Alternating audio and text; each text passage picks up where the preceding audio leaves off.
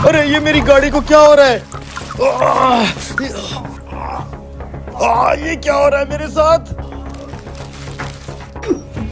ए भाई बाहर निकल के देख, गर्मी की वजह से हमारी गाड़ी पिघल के गिर रही है। अबे वो छोड़, तू ये न्यूज़ सुन।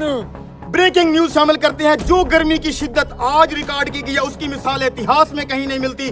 गर्मी की वजह से ट्रैफिक लाइट्स पिघल चुकी हैं, डस्टबिन पिघल चुकी हैं, गाड़ियों के टायर फट चुके हैं, लोगों में अफरा तफरी का माहौल है। इमरजेंसी नाफिज कर दी गई है। आवाम से इल्तमास है कि बिला जरूरत अपने घरों से बाहर बिल्कुल ना निकलें। अरे यार ये सब क्या हो रहा है? अब हम सब बाहर कैसे निकलेंगे? मुझे एक जरूरी काम भी है, मेरा जाना बहुत जरूरी है। अबे तू पागल हो गया? बाहर सूरज आग बरसा रहा है, आग। बाहर जाना खतरे से खाली नहीं है। लेकिन यार अगर मैं बाहर ना गया तो मेरा बहुत बड़ा नुकसान हो जाएगा। अब मैं क्या करूं? अच्छा 1 मिनट रुक, ये छाता लेके जा, इससे कुछ ना कुछ बचत हो जाएगी। और धूप से जरा बच के रहना। हाँ तू सही कह रहा है, शायद ये छाता थोड़ा धूप को रोक ले। हाँ इस छतरी की मदद से देखता हूँ बाहर की क्या सिचुएशन है। एक बार चेक तो करूं सूरज की तपिश कम हुई है कि नहीं। ये सूरज तो चेहरा जला रहा है यार, जल्दी से आगे निकल जाता हूँ, ये ना छाते में ही आग लग जाए। ऐसा लग रहा है जैसे किसी जहन्नुम में आ गया हूँ। ये क्या,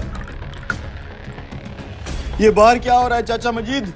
जो सोलर प्लेट सूरज की हीट पे चलती है, जिसको जरूरत ही धूप की होती है, वो ये धूप की वजह से पिघल के जमीन पे कैसे गिर रही है? बेटा ये सब अल्लाह का कहर है। मैंने आज तक अपनी जिंदगी में पहले कभी इतनी गर्मी नहीं देखी। सूरज की तपिश से हर चीज जमीन पे पिघल के गिर रही है। अल्लाह खैर करेगा चाचा, लेकिन जरूर इस मसले का कोई हल तो होगा। आज अगर इस मसले का हल ना ढूंढा तो इस गर्मी से सब खत्म हो जाएगा। मसले का हल क्या ढूंढेगा बेटा? वो तो नहीं पता चाचा, लेकिन जरूर इस मसले का कोई हल तो मैं ढूंढ ही लूंगा। ऐसे हाथ पे हाथ रख के बैठने से कुछ नहीं होगा। मैं भी तेरे साथ चलता हूँ बेटा। आजो फिर चाचा। भाई अचानक इतनी गर्मी कहाँ से आ गया? मैंने सुबह से ट्यूबवेल चलाया हुआ है, खेतों में पानी जाने से पहले भाप बन के उठ जाता है। भाई तुम दरख्तों के नीचे खड़े हो, तुम्हें नहीं पता बाहर धूप में हालात बहुत खराब हैं। हर लोहे की चीज, प्लास्टिक की चीज पिघल के जमीन पे गिर रही है। ऐसा लग रहा है जैसे आग बरस रही हो। अब इस मसले के हल के लिए मौलाना साहब के पास चलते हैं। छाते के नीचे आओ, मस्जिद में चलते हैं। इमाम साहब बाहर के हालात तो आपने भी सुन और देख लिए होंगे, कहीं हम पर अल्लाह का अज़ाब तो नहीं आ रहा? इतनी गर्मी है कि हर चीज पिघल के गिर रही है। पूरे मुल्क में अफरा तफरी मची हुई है। इस शदीद गर्मी की वजह से लोग अपने घरों से बाहर नहीं निकल पा रहे, ना ही कोई कारोबार कर पा रहे हैं। अब आप ही इसका कोई हल बताएं। इंसान कितना खुदगर्ज है, सारी जिंदगी गफलत में गुजार देता है, थोड़ी सी सख्ती आने पे चलाने लगता है। हालांकि ये सब कुछ जो बाहर हो रहा है हम इंसानों को ही किया जा रहा है। वो कैसे मौलाना साहब?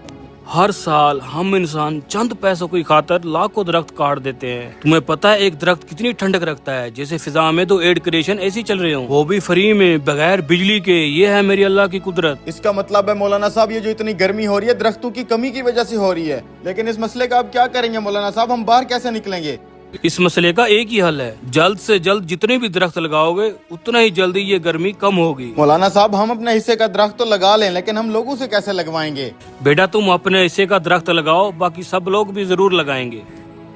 बात तो ठीक है भाइयों, अब भी अगर हम दरख्तों को काटते रहेंगे तो ये दुनिया इधर ही जहन्नम बन जाएगी। दोस्तों जब आखिरी दरख्त कट जाएगा, आखिरी मछली पकड़ी जाएगी और दरिया आलूद हो जाएंगे, तब हमें एहसास होगा कि करेंसी नोट ना खाए जा सकते हैं और ना ही पिए। दरख्त लगाना सिर्फ नेकी ही नहीं, हमारी आने वाली नस्लों का हक है। आए आज मिल के एक दरख्त लगाएं और कल का बेहतर